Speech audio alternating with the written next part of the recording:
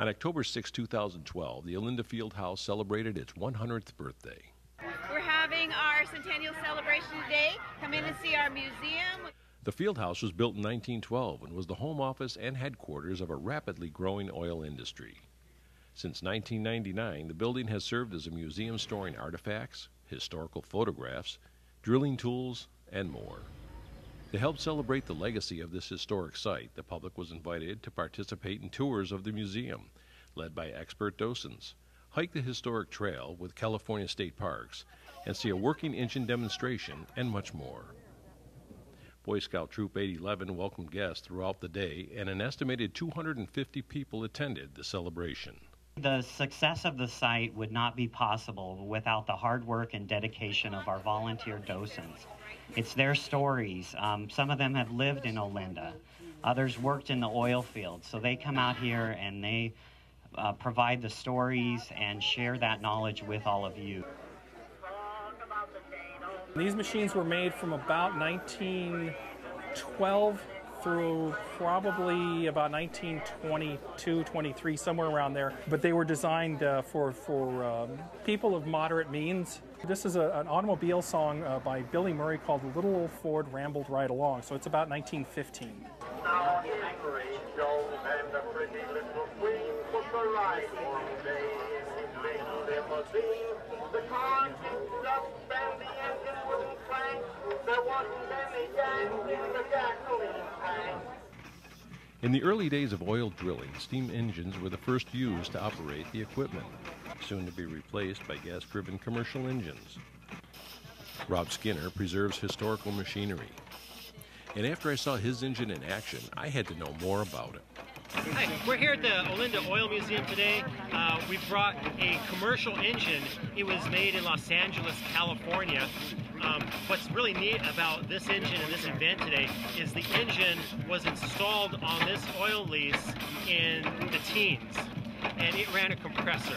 What it did is it pulled a vacuum on the oil wells at the time, and it would suck off all the natural gas that was produced, and it would compress it and send it down the pipes for use elsewhere. What brought you up here today? We have a singles group from our church, an older singles group, and our activity leader suggested this. She's a teacher, and she says, has anybody been to the Brea Museum? We all said no. So we came for our outing today. And how do you like it? There's a lot of information here. I didn't even realize Brea had oil wells, for number one, but so I'm looking forward to the rest of it. This is the second oldest oil publication in existence. At the time that I was the publisher. I became owner in 1968, and in 1974 I moved the publication to Brea. I saw the flyer in the mail, and so we're here today, and we're looking forward to going on the hike. It's a 1915 Ford 1-ton C-cab Model T truck. You bought this section, the rear end, and the chain drive is called a Smith Adda truck. So you'd buy the cab and the chassis, then you would add that and lengthen the chain, and you could make it as long a truck as you wanted. Each of these bands, there's a seam back in here, they're all individual, and when you went out to the farms and stuff, you might give them a little bit of gasoline, a little bit of diesel fuel, and a little bit of white gas. So you had to carry everything with you all at once, and the only way to deliver it was to fill a 5-gallon can and go dump it. I spoke with Bob Isbell, Olinda pioneer and oil worker that lived and worked right here on this site. Grew up here. And how was it back then? We loved it. Everybody that ever lived here wants to come back. But of course, it just disappeared. There's no place to go to. I was the derrick man with the gang that pulled the sucker rods out of the ground to change the pump and so forth. And I was the guy that went up on top, the very top.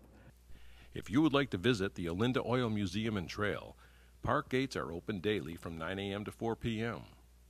The field office is open Wednesdays from 10 a.m. to 2 p.m. and Sundays from noon to 4.